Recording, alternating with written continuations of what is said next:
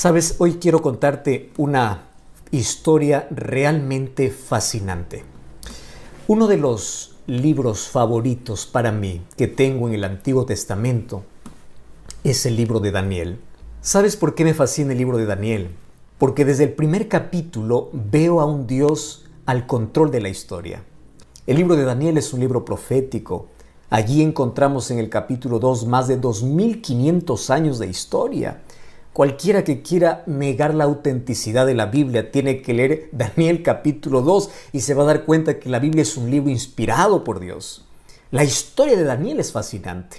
Con solo 17 años él tuvo que dejar Jerusalén e ir como esclavo para Babilonia, en una ciudad pagana e idólatra, y aun cuando no entendía todo lo que estaba sucediendo con su vida, él continuó siendo fiel a Dios. Y Daniel capítulo 1 versículo 8 dice que tomó en su corazón la determinación de no contaminarse con nada que le obligasen a separarse de su Dios. Esa decisión hizo que pueda él experimentar grandes milagros. Daniel capítulo 2 me muestra un Dios que conoce el futuro porque Él es omnisciente. Daniel capítulo 3 me muestra un Dios salvador. Daniel capítulo 4 me muestra un Dios conquistador y soberano. Daniel capítulo 3 también me muestra un Dios libertador, un Dios que acompaña a sus hijos, no importa la dura crisis que pueda pasar. Pero Daniel capítulo 4 realmente es fascinante, porque en este capítulo yo veo una cosa realmente maravillosa, y es que Dios no conoce un caso perdido. Tú ya conociste a varias personas que dijiste, esa persona no tiene remedio, esa persona no tiene salvación, esa persona está perdida.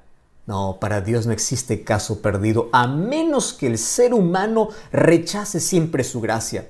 Pero si es que hay la intención, el deseo, si el ser humano le permite a Dios trabajar, Dios es capaz de hacer grandes obras y grandes milagros. Y Él fue capaz de poder transformar un corazón lleno de orgullo, un corazón lleno de idolatría, un corazón perdido en la oscuridad. Un día ese corazón se iluminó con la gloria de Dios, porque Dios no conoce un caso perdido y Él trabaja por todos sus hijos porque los ama. Y el amor de Dios es inmedible, es infinito, es inefable, no hay palabras para poder describirlo. Y me emociona hablar acerca del amor de Dios porque Él no se cansa de amar y Él no se cansa de llamar. Mientras haya gracia en el cielo, y mientras el Espíritu Santo siga trabajando aquí en la tierra a favor del ser humano, mientras los brazos de Jesús continúen abiertos, mientras el Evangelio continúe siendo predicado, Dios nunca se cansará de llamar. El problema es que a veces el ser humano aprende a jugar con la voz de Dios. ¿Y cuál es el problema? Es que cuando juegas con la voz de Dios, cuando desprecias o rechazas la voz de Dios, cada vez tu mente se va cerrando. Eso es lo que llamamos endurecimiento de corazón. Eso es lo que llamamos perder la sensibilidad. Y a veces el ser humano llega a una línea sin retorno, no porque Dios no lo ama, no porque Dios ya no le da más una oportunidad, sino porque el ser humano se hizo sordo. El ser humano rechazó tantas oportunidades que Dios le dio. Mas hoy te voy a contar la historia de un hombre en el cual Dios trabajó 35 años para poder salvarlo. Imagínate, 35 años. Daniel cuando llegó a Babilonia más o menos tenía 17 años. Ahora más o menos el profeta Daniel tiene 53 años. Y durante todo ese tiempo Daniel fue un testimonio vivo de quién es Dios. Nabucodonosor, que era el rey más poderoso del imperio Babilonia, uno de los mayores imperios que tuvo la historia, ese rey tuvo el conocimiento de Dios gracias a Daniel. Y Dios cumplió su propósito a través de la vida de Daniel para poder mostrar el amor de Dios. Dios te quiere usar a ti en el lugar donde tú estás, porque tú eres un Daniel para un Nabucodonosor que está en la casa, que está en el trabajo, que está en la universidad, que está en todo lugar. Dios nos llama para que con nuestra vida podamos testificar. La gente no lee la Biblia, la gente lee cristianos, Somos cartas abiertas y el mundo tiene que ver en nosotros el poder de Dios. 35 años demoró un hombre en rendirse a Dios y reconocer que Él es Dios. ¿Y qué cosa es lo que me llama la atención? El capítulo 4 del libro de Daniel. Tú sabes que de los 12 capítulos que tiene el libro de Daniel, el capítulo 4 no fue escrito por Daniel. ¿Sabes quién escribe este capítulo? Lo escribe el rey Nabucodonosor. ¿Y por qué tiene que escribir un rey un capítulo de la Biblia? Lo que pasa es que el capítulo 4 es la historia de la conversión de Nabucodonosor. Y él da testimonio de cómo Dios trabajó en su vida. Él da testimonio de la lucha que él tuvo con Dios. Y durante 35 años, él rechazó a Dios. Parecía que se arrepentía un momento, pero luego volvía a su idolatría. Y aquí el capítulo 4 de Daniel, Nabucodonosor cuenta cómo Dios es tan paciente, pero también cómo Dios puede usar circunstancias duras en la vida para que el ser humano pueda despertar. Y comienza el versículo 1 del capítulo 4 diciendo así: Nabucodonosor, rey a todos los pueblos, naciones y lenguas que moran en toda la tierra, paz os sea multiplicada. Es increíble cuando yo veo a Nabucodonosor hablando de paz. ¿Sabes por qué? Porque Nabucodonosor era el rey más cruel, era el rey más sanguinario, era el rey más insensible, era el rey más temible. ¿En qué momento un rey tan temido por todo el pueblo puede hablar de paz? Y esto me hace recordar mucho a otro hombre duro que vivió muchos años después.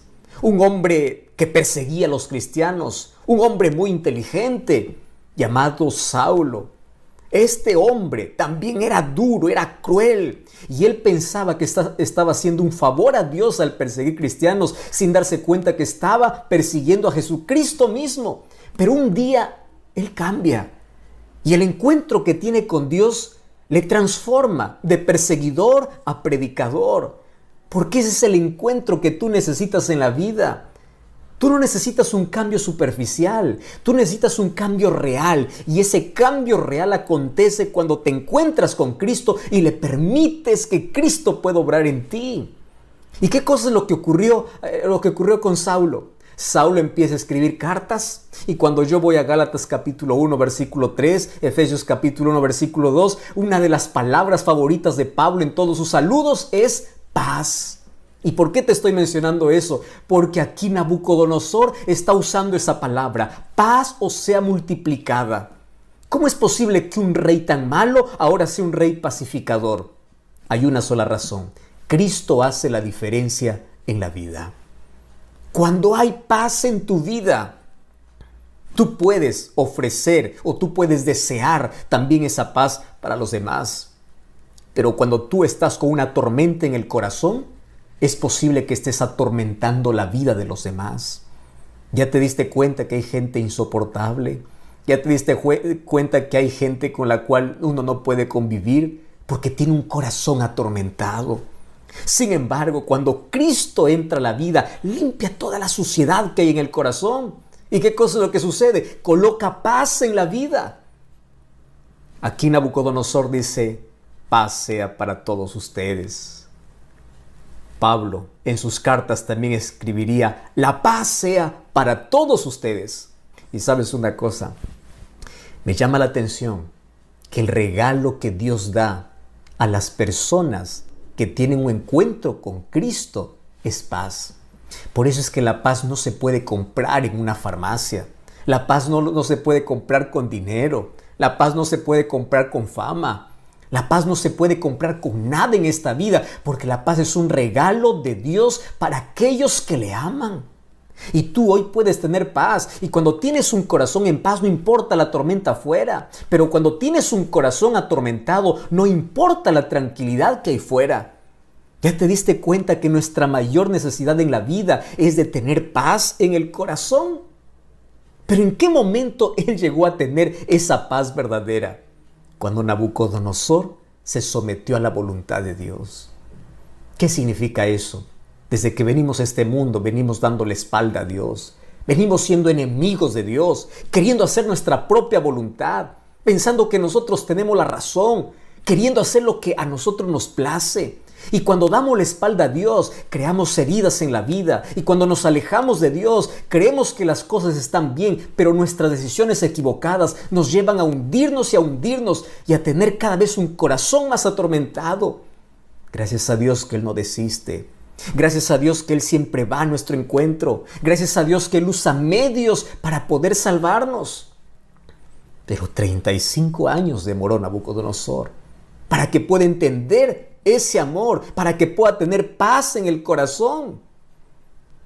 Por eso el libro de Isaías capítulo 26, versículo 3, dice que paz es un regalo que tienen aquellos que aman a Dios. Mira lo que dice el libro de Isaías capítulo 26, versículo 3. Es un texto, uno de mis textos favoritos. Allí el texto dice así: tú guardarás en completa paz aquel cuyo pensamiento en ti persevera, porque en ti ha confiado. Y el versículo 4 es una invitación para ti, Julio, Rodrigo, Roberto. Te dice: confía en el Señor, porque Él es tu fortaleza. ¿Quieres paz? ¿Quieres un cambio de vida? Necesitas aceptar la gracia de Cristo. Necesitas que Él pueda limpiar tu corazón y Él pueda darte la transformación que tanto necesitas. Me encanta la manera como inicia esta carta, o inicia narrando su historia Nabucodonosor, diciendo: la paz os sea multiplicada. Paz es el regalo que Dios da a aquellos que le temen, a aquellos que le aman. Es tener la seguridad de que uno no va solo en la vida, de que Dios siempre está a nuestro lado. Y bueno, allí Él comienza a narrar la historia de su conversión. El versículo 2 dice así: conviene que yo declare las señales y los milagros que el Dios Altísimo ha hecho conmigo. Cuán grandes son sus señales y cuán potentes sus maravillas, su reino sempiterno y su señorío de generación en generación. Comienza el verso 4 diciendo: yo, Nabucodonosor, estaba tranquilo en mi casa, floreciente en mi palacio, y de pronto vi un sueño que me espantó. Tendido en mi cama, las imaginaciones y visiones de mi cabeza me turbaron, dice él. Por esto mandé que vinieran delante de mí los sabios de Babilonia para que me mostrasen la interpretación del sueño. Vinieron magos, astrólogos, caldeos, adivinos. Yo les dije el sueño, pero no me pudieron mostrar su interpretación hasta que entró delante de mí Daniel, cuyo nombre es Belsasar, como el nombre de mi Dios, dice él, en quien mora el espíritu de los dioses santos. Yo le conté delante de él mi sueño, diciendo: Belsasar, jefe de los magos, ya que he entendido que en ti hay un espíritu de los dioses santos, ningún misterio se te esconde, declárame las visiones de mi sueño que he visto y su interpretación. Estas fueron las visiones de mi cabeza. Parecía que yo estaba en mi cama, parecía ver que de en medio de la tierra subía un árbol cuya altura era grande, crecía este árbol, se hacía fuerte, su copa llegaba hasta el cielo y se alcanzaba a ver desde los confines de la tierra, su follaje era hermoso, su fruto era abundante. Versículo 13 dice: vi las visiones mientras estaba en mi cama que un vigilante santo descendía del cielo y clamaba fuertemente y decía: derribad ese árbol, cortad sus ramas, quitad el follaje, dispersad su fruto. Váyanse las bestias que están debajo de él y las aves de sus ramas. Mas la cepa de sus raíces dejaréis en la tierra, con atadura de hierro y de bronce entre la hierba del campo. Sea mojado con el rocío del cielo y con las bestias. Sea su parte entre la hierba de la tierra. Su corazón sea cambiado y les sea dado corazón de bestia y pasen por él 7 tiempos. ¡Wow! ¡Qué sueño asustador!, ¿verdad? ¿Alguna vez tú tuviste un sueño que realmente te perturbó? Pero él está contando apenas lo que ocurrió antes de su conversión. Y una de las cosas que me fascina es cómo él lo cuenta, porque él lo vivió. Y allí dice: en los días de mi grande prosperidad, cuando yo lo tenía todo, es decir, tenía posición, riqueza, seguridad, había algo que le faltaba, que era lo más importante. Él no tenía a Dios. Aparentemente todo le iba bien en la vida, pero estaba lejos de Dios. ¿Qué cosa sucede allí? Él tiene un sueño. Y para que puedan interpretar su sueño, él tiene allí en la corte magos, adivinos. Solo que aquí él comete el mismo error, porque en el capítulo 2 vemos que él también tuvo un sueño. Y en ese sueño vio que ningún mago ni adivino podía interpretarlo hasta que llegó Daniel. Los seres humanos a veces cometemos el mismo error sabiendo que allí fracasamos, sabiendo que eso está equivocado. Aún así los seres humanos no aprendemos muchas lecciones en la vida. Daniel fue enviado por último, llamado por último. A veces somos así los seres humanos. Buscamos la solución a nuestros problemas por nuestros medios y nos acordamos de Dios ya cuando es nuestra última opción. Y bueno, para no ahondar en esos detalles, allí él dice, yo llamé a Daniel porque en él mora el espíritu de los dioses santos. ¿Qué cosa es lo que está queriendo decir Nabucodonosor? Tú eres diferente a todos mis magos. Tú sabías que Nabucodonosor tenía un panteón de dioses. Más o menos habían 1500 dioses allí en Babilonia. Marduk era el dios principal. Su templo era el Esagila. Y allí había colocado por lo menos 80 toneladas de oro para poder construir ese templo. Él era idólatra.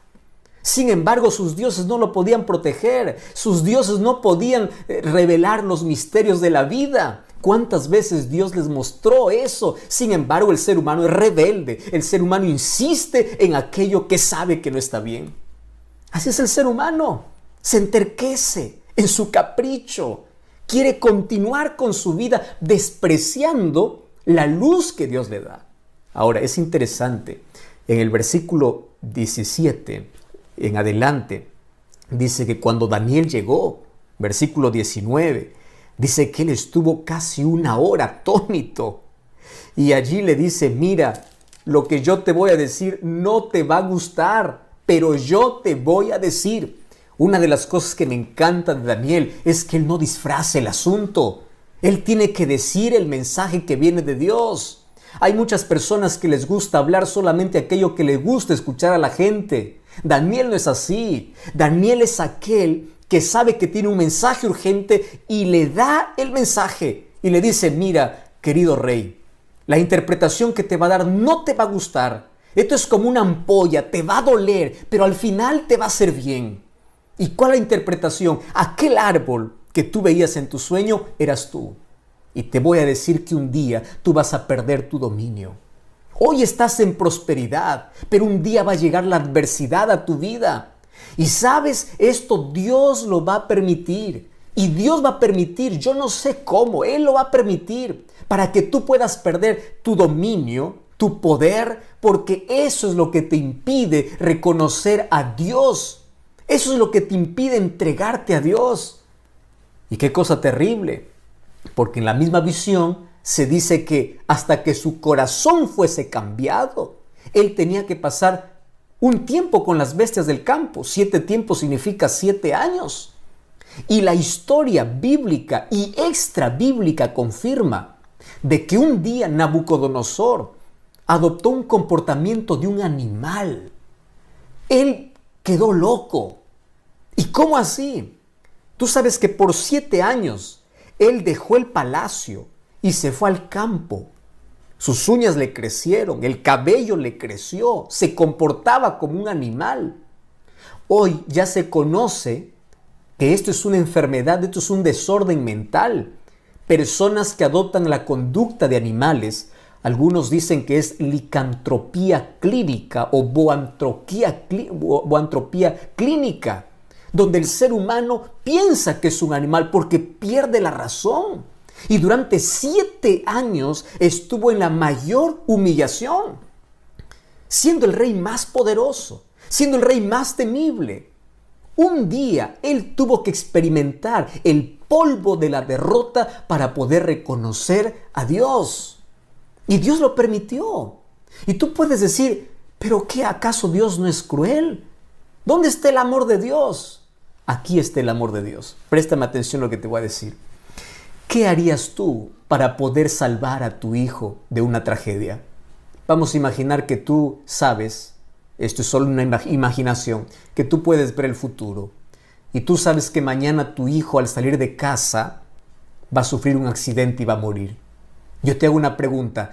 ¿Qué cosa es lo que tú harías mañana temprano para impedir que tu hijo muera? Dime qué cosa es lo que harías. Llorarías, suplicarías, trancarías la puerta, le rogarías y aun cuando no entiende, hasta le castigarías porque lo amas. Porque tú no quieres que tu hijo muera. Tú no quieres perder a tu hijo. Y a veces Dios usa ciertas circunstancias en la vida para no perderte. Es mejor que aquí en la tierra tengas que llorar un poco, pero reconozcas a Dios y termines salvo. No importa si aquí en la tierra a veces tengas que perder un brazo, tengas que perder la salud, tengas que perder la pierna en un accidente, tengas que perder lo que más gustas en la vida. Pero Dios lo permite porque es la única manera de poder alcanzar aquel corazón tan endurecido. Es la única manera. ¿Y qué cosa es lo que Dios permitió? Que el dolor, que la adversidad, que el sufrimiento llegara a la vida de este poderoso rey. Una de las cosas que me impresiona es que el ser humano no escucha a Dios en la tranquilidad. El ser humano escucha a Dios cuando hay dolor. El ser humano escucha a Dios cuando está perdido. Por eso es que el dolor a veces es usado como el micrófono de Dios, como el megáfono de Dios para una persona sorda, porque es la única manera de que Él pueda entender. Es en las crisis donde el ser humano sabe que es frágil y busca fortaleza y refugio en Dios. Es en el dolor que el ser humano reconoce quién es Dios. Hace algún tiempo yo estuve visitando un hospital y ahí estaba visitando a una de las hermanas de la iglesia. Ella estaba pasándolo muy mal. Estaba con una enfermedad terminal, cáncer, en la fase 3. Cuando llegué hasta donde estaba ella, yo fui preparado allí con unos versículos de la Biblia para poder animarla, para poder fortalecerla. Entré con tanto cuidado, habían otros pacientes también cerca. Le dije, yo vine aquí para orar contigo. Yo vine aquí para pedir que Dios haga un milagro. Y yo quedé sorprendido, que ella agarró mi mano y me dice, pastor, Dios ya hizo un milagro en mi vida. Y yo sé que usted ha venido para orar, para que Dios pueda restaurarme. Pero yo por favor le voy a pedir que ore para que yo pueda descansar. Y sabe una cosa, ella juntó sus manos y me dijo así, bendito cáncer, bendito cáncer, bendito cáncer. Yo quedé perplejo y yo quedé un poco angustiado. Dije, alguna cosa extraña está sucediendo aquí. ¿Cómo es que el cáncer está acabando con su vida? Y ella puede decir que el cáncer es bendito. Y luego ella me contó la siguiente historia. Pastor, yo conocí de Jesús cuando era niño, cuando era niña. Yo fui a la iglesia con mis padres. Crecí sabiendo quién es Jesús. ¿Sabe una cosa? Un día me alejé. Un día me perdí. Un día me hundí en la vida. Y nunca más quise regresar. Y mi vida estaba bien. Tenía todo. Me casé con un hombre rico. Tengo buena casa. Tengo comodidad. Tenía todo. Y yo siempre escuchaba la voz de Dios. Por la radio, por la televisión, escuchaba por un libro, escuchaba por un pastor. Cada vez que pasaba frente a la iglesia adventista, mi corazón remontaba a aquellos años cuando yo era niña y tenía cierta nostalgia, pero nunca tomaba la decisión de volver. Todo me iba bien en la vida. ¿Para qué necesitaba de Dios? Yo estaba bien, divirtiéndome, bien en las fiestas. ¿Cómo iba a abandonar ese placer para volver a Dios? Hasta que un día el cáncer tocó mi vida. Y cuando el cáncer tocó mi vida, yo me estremecí. Cuando fui a los primeros exámenes, dije, no puede ser. Esto va a tener solución. Voy a pagar todo lo que quiera. porque yo me voy a restaurar. Y veía que esto avanzaba y avanzaba, avanzaba y avanzaba. Y un día me rendí a Dios. Y aquí en esta camilla, no importando si habían médicos o otros pacientes, yo me arrodillé y me entregué completamente a Dios y le dije: Señor, perdóname. Durante tanto tiempo me estuviste llamando. ¿Durante cuánto tiempo yo desperdicié mi vida lejos de ti? Mas ahora, por favor, perdóname, me entrego, yo vuelvo a ti. Y aquel día yo volví a Jesús. Y aquel día tomé la decisión de poder incluso nacer nuevamente a través del bautismo para el reino de Dios. Y sabe una cosa, hoy no tengo miedo a la muerte. Yo sé que estoy viviendo mis últimos días de vida. Y el único milagro que pido al Señor es que me conserve en paz hasta mi último suspiro. ¿Y sabe por qué le digo bendito cáncer? Porque gracias a este cáncer volví a Jesús. Gracias a este cáncer que despertó mi conciencia. Gracias a este problema yo pude reconocer de que estaba perdida.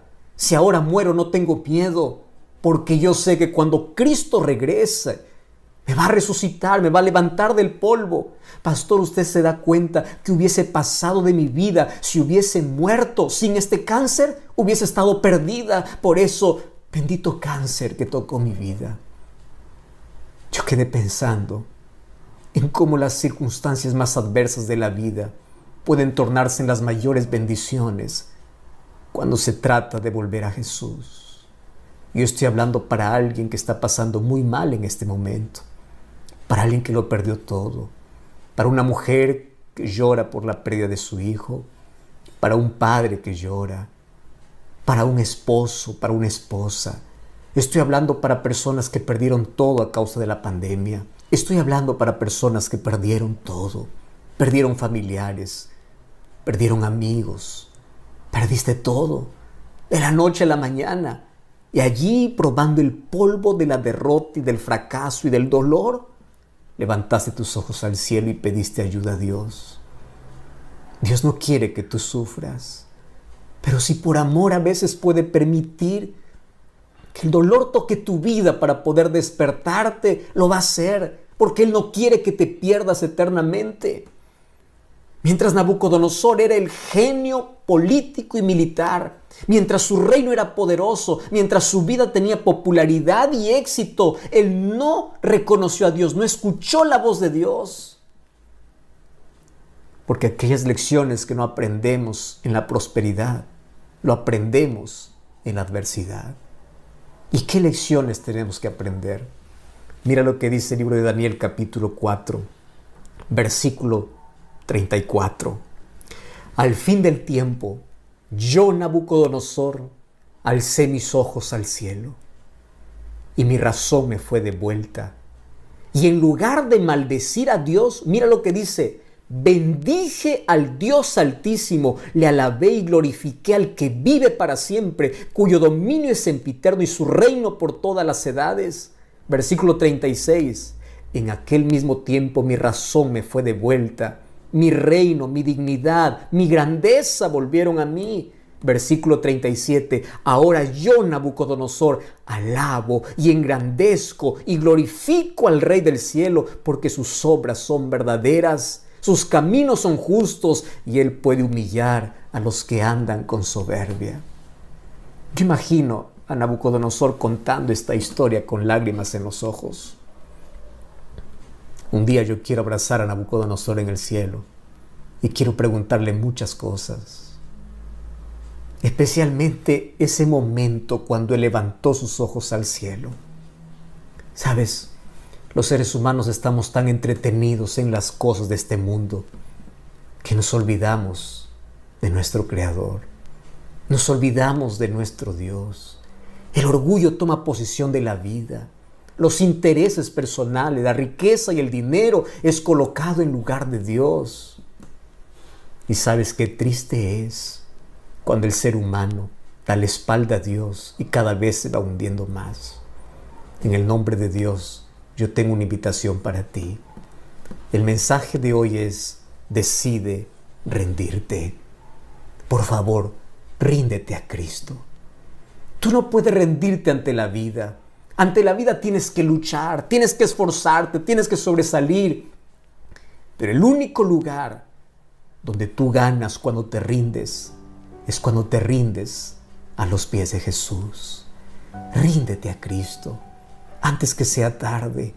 Ríndete a Cristo antes que las cosas se empeoren. Ríndete a Cristo. ¿Por qué sigues huyendo de Él? ¿Por qué sigues dando la espalda a Dios? ¿Por qué continúas en tu rebeldía? ¿Cuántas veces escuchaste una invitación como esta? Estoy hablando para alguien que fue cristiano y hoy necesita volver. Estoy hablando para alguien que ya estudió la Biblia y hoy necesita tomar esta decisión. Estoy hablando para ti, Raúl, para ti, Mario, para ti, María, para ti, Rosángela. Ríndete a Cristo. ¿Qué cosa estás esperando en la vida? Coloca aquí tu decisión. Decide rendirte. Decide estar a los pies de Jesús. Decide levantar tus ojos al cielo. Y así como Nabucodonosor puedas decir, alabo a Dios, glorifico a Dios, porque cuando levanté mis ojos al cielo, mi vida cambió, mi corazón fue transformado.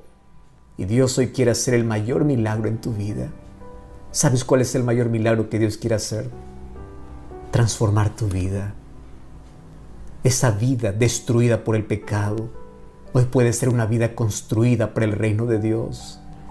Esa vida destrozada, arruinada, hoy puede ser transformada, porque para Dios no hay nada imposible, porque Dios no conoce un caso perdido. Dios puede transformar tus hábitos, tus vicios, pero por favor deja tus obstáculos, deja tus excusas, ven a Jesús y ríndete a Él. Por favor, no sigas más esperando. Ríndete a Jesús. Entrégate a Jesús. No desprecies su amor. No permitas que pase más tiempo tu vida lejos de Dios. ¿No ves que ya te hundiste en la vida? En este momento yo te voy a invitar a contemplar el gran sacrificio de amor que un día Jesús hizo por ti y cómo eres capaz de poder despreciar su amor. Un día sus manos fueron clavadas en una cruz solo para pagar tu salvación. Un día Jesús dejó toda la gloria del cielo y vino a dar su propia vida para que tú tengas esperanza de vida. Por favor, no postergues más. Solo quiero preguntarte, ¿tendrás el valor de decir no a Jesús? ¿Podrás decir no a Jesús teniendo la oportunidad de decirle sí a Jesús? Aquí estoy, aquí me rindo. No desprecies su amor. Así como los brazos de Jesús se abrieron en una cruz, hoy están abiertos también para ti. Por favor, no le digas no. Yo voy a estar orando para que el Espíritu Santo pueda tocar tu corazón. Y por favor, coloca aquí tu nombre. Escribe aquí yo acepto. Quiero decirte una cosa. Un día quiero abrazarte en el cielo. Y allí junto a Cristo podamos celebrar la mayor victoria que en la vida tuvimos el día que nos rendimos a Jesús. ¿Estás dispuesto? ¿Estás dispuesto a entregarte? ¿Estás dispuesto a tener una nueva vida en Cristo Jesús? ¿Estás dispuesto a rendirte? ¿Estás dispuesto a volver? ¿Estás dispuesto a bautizarte? ¿Estás dispuesto a tener una nueva vida en Cristo Jesús? Yo quiero orar contigo. Querido Dios, gracias porque tu amor es grande e infinito. Gracias porque hoy podemos comprender por qué muchas veces permitiste situaciones difíciles en la vida. Mas hoy nos rendimos a ti. Perdona nuestra indiferencia, nuestra ingratitud. Perdónanos, por favor. ¿Cuántas veces hemos renunciado a tu amor? ¿Cuántas veces te dimos la espalda? ¿Cuántas veces hemos ignorado? Mas hoy corremos a tus brazos. Aun cuando en nuestra vida hay marcas profundas, aun cuando tenemos vicios, aun cuando hay luchas, aun cuando no entendemos ni siquiera todo, mas hoy nos refugiamos en ti y hoy nos rendimos a ti y colocamos nuestra vida en tus manos, porque a partir de hoy queremos vivir para ti. Toma nuestro corazón, te entregamos nuestra vida y abraza a todas las personas que hoy tomaron esta linda decisión. En el nombre de Jesús. Amén. Dios te bendiga y te guarde. Dios haga resplandecer su rostro sobre ti y coloque en tu corazón mucha paz.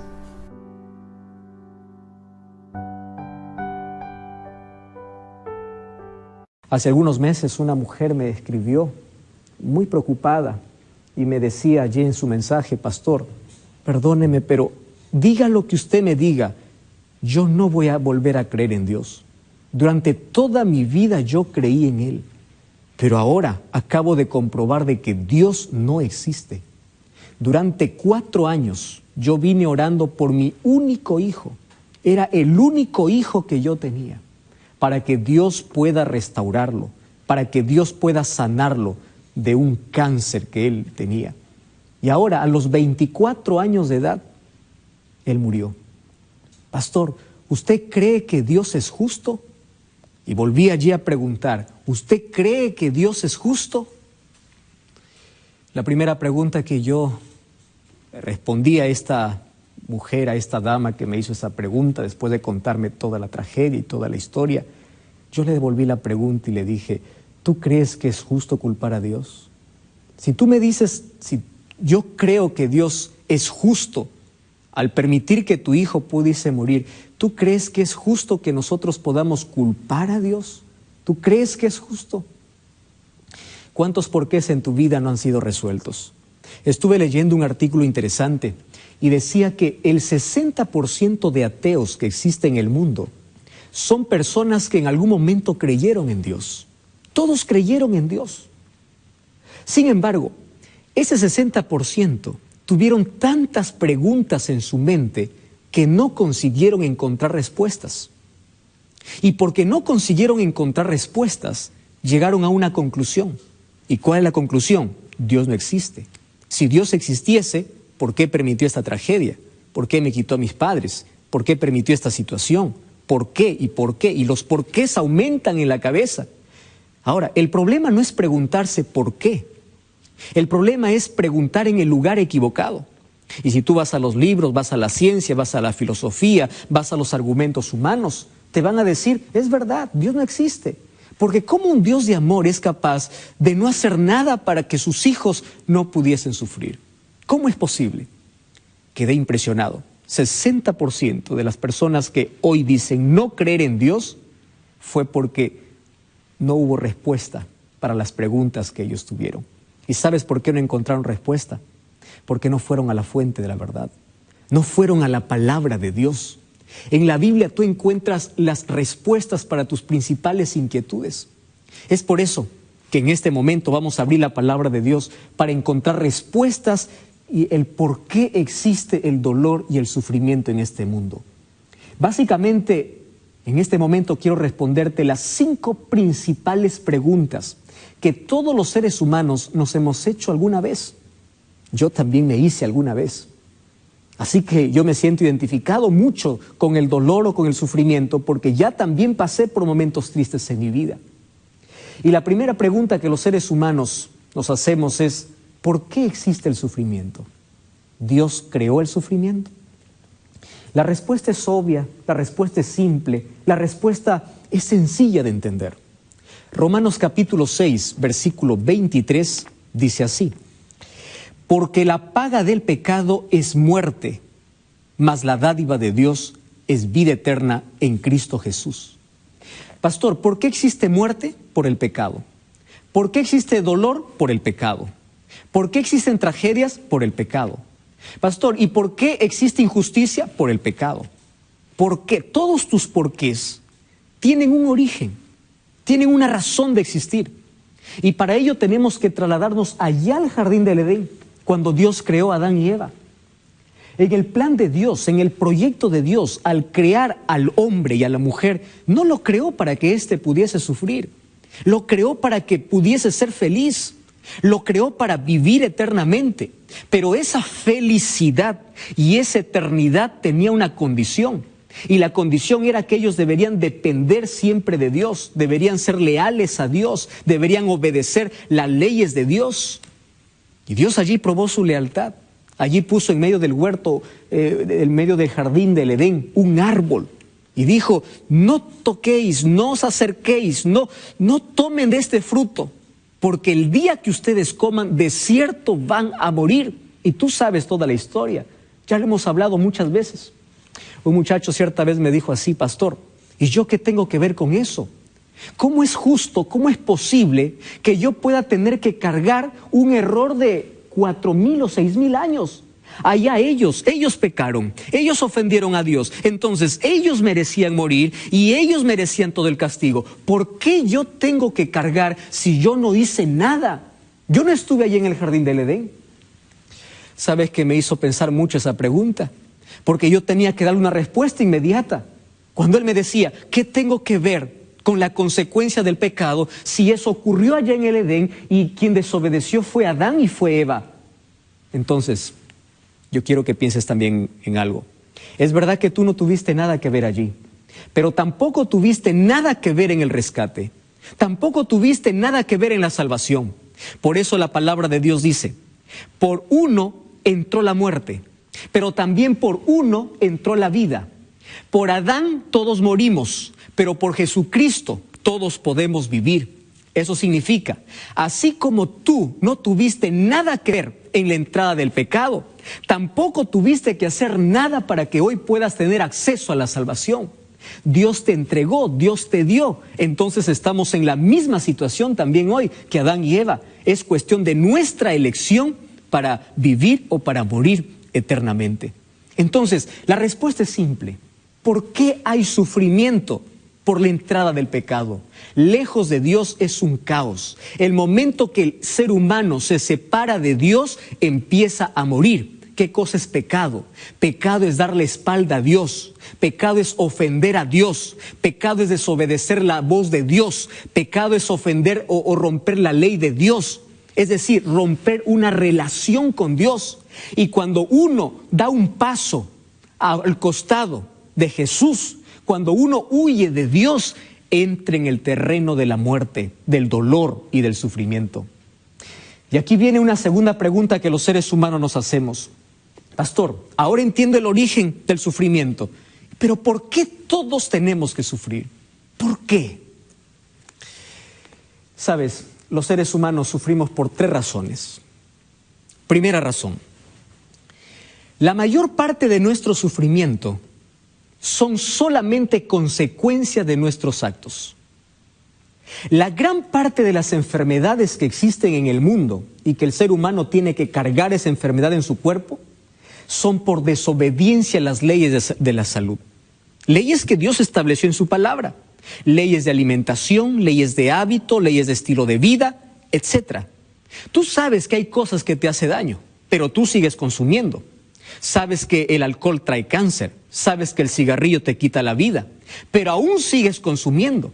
Y en tu afán de ser libre en esta vida, no tienes control. Das rienda suelta a tus deseos, a tus impulsos, dices soy libre, yo no tengo a Dios, tengo mi vida, yo puedo hacer lo que quiero. Claro, y eso de hacer lo que quiero, ¿qué involucra? Involucrarse en el placer, dar rienda suelta a los sentidos, satisfacer nuestros propios deseos. Y dime, ¿dónde terminamos? ¿Acaso no terminamos cosechando aquellas cosas que nosotros sembramos en la vida? Y finalmente, ¿quién es el culpable? Culpamos a Dios. Tú eres el culpable del cáncer. Nunca decimos, yo soy el culpable por tener una mala alimentación. Dios es el culpable de las tragedias. Nunca decimos, yo porque destruyo el medio ambiente. Siempre tratamos de buscar un culpable. La mayor parte de nuestro sufrimiento son el resultado de nuestras malas decisiones. Y aquí quiero hablar para ti. Mientras más lejos estés de Dios, peores decisiones vas a tomar en la vida. Y vas a cosechar siempre lágrimas y fracasos. Mientras más lejos estés de Dios, entonces tú no vas a tomar decisiones sabias. Y allí tú te vas a hundir en el sufrimiento. Por eso es una pérdida de tiempo, pérdida de vida, pérdida de horas, vivir lejos de Dios.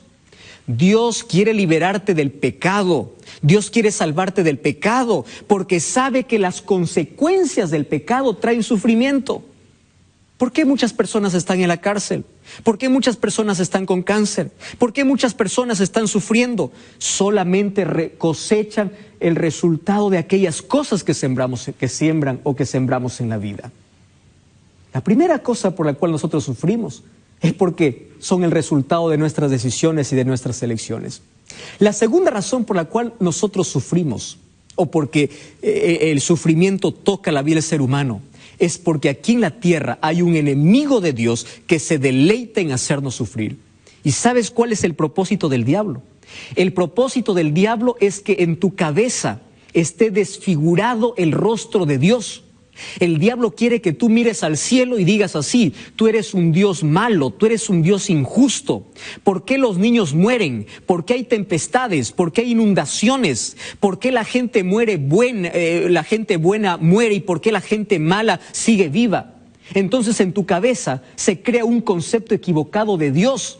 Y el diablo aplaude cuando tú dices: ya no creo en Dios, ya no voy a seguir a Dios, reniegas contra Dios y te levantas y te sublevas contra Dios. El diablo aplaude y dice: lo logré. ¿Por qué? Porque el sufrimiento te llevó a cuestiones y esas preguntas no tuvieron respuestas porque no fuiste a la palabra de Dios. Entonces el diablo se deleita en hacer sufrir al ser humano con un propósito: para desfigurar el carácter de Dios. El diablo quiere que tú pienses que Dios es malo, que Dios es injusto, que hace sufrir al inocente. Eso es lo que quiere hacer el diablo. Y número 3, sufrimos porque hay pecado. Mientras exista pecado en el mundo, siempre habrá dolor y siempre habrá sufrimiento. Hay una tercera pregunta: ¿por qué las personas buenas sufren? ¿Acaso Dios no puede levantar una barrera de protección para sus hijos? Entonces quiero explicarte algo.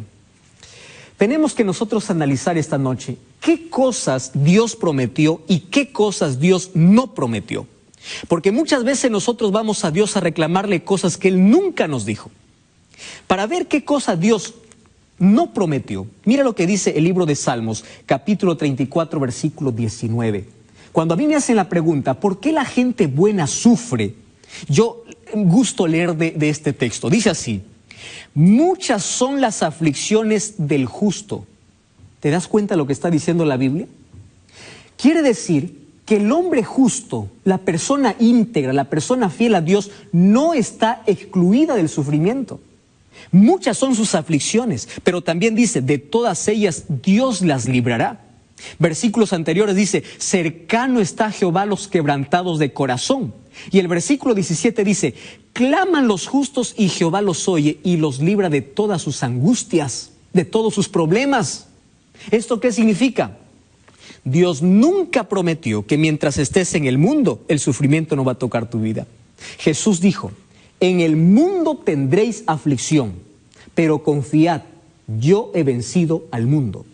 Cuando tú escuches a alguna iglesia, algún predicador que viene y te dice: desde el momento que aceptas a Jesús, tú no vas a tener problemas, aquí paras de sufrir, de hoy en adelante vas a vivir solo en prosperidad, recuérdale que Jesús nunca nos prometió aquí en la tierra vivir sin problemas. Porque aquí en la tierra hay pecado, y la consecuencia del pecado es el dolor, y es el sufrimiento, y es la muerte. Mientras estemos aquí, vamos a sufrir. Es por eso que en San Juan 14:1 dijo: no se turbe vuestro corazón, porque yo voy a la casa de mi Padre y en esas moradas no habrán más dolor. Pero mientras vivamos aquí en la tierra, los buenos y los malos van a sufrir, los justos y los injustos van a sufrir, los inocentes van a morir, porque aquí en la tierra está llena de pecado. Ahora viene otra pregunta: pastor, entonces, ¿cuál es la ventaja de creer en Dios? Si yo voy a sufrir igual. Cierto hombre que tenía una grande embarcación preguntó a un cristiano y le dijo: ¿y tú por qué sirves a Dios? Si te da bien en todo, eres buen comerciante, tienes dinero, tienes familia, todo te va bien, ¿por qué sirves a Dios? No tiene necesidad de Dios. Este cristiano le pregunta a este piloto, porque él piloteaba allí una nave, y le dice: ¿y tú por qué tienes un ancla? ¿Por qué tienes un bote salvavidas? ¿No ves que el tiempo está bueno? Y el piloto le dice: no, es que nadie sabe que se va a despertar una tempestad. Entonces allí el salvavidas es mi única salvación. El cristiano le responde así: Dios es así para mí. Ahora estoy en buen momento, pero ¿por qué yo sirvo y amo a Dios? porque en las tempestades de la vida yo sé a dónde correr, yo sé a dónde ir.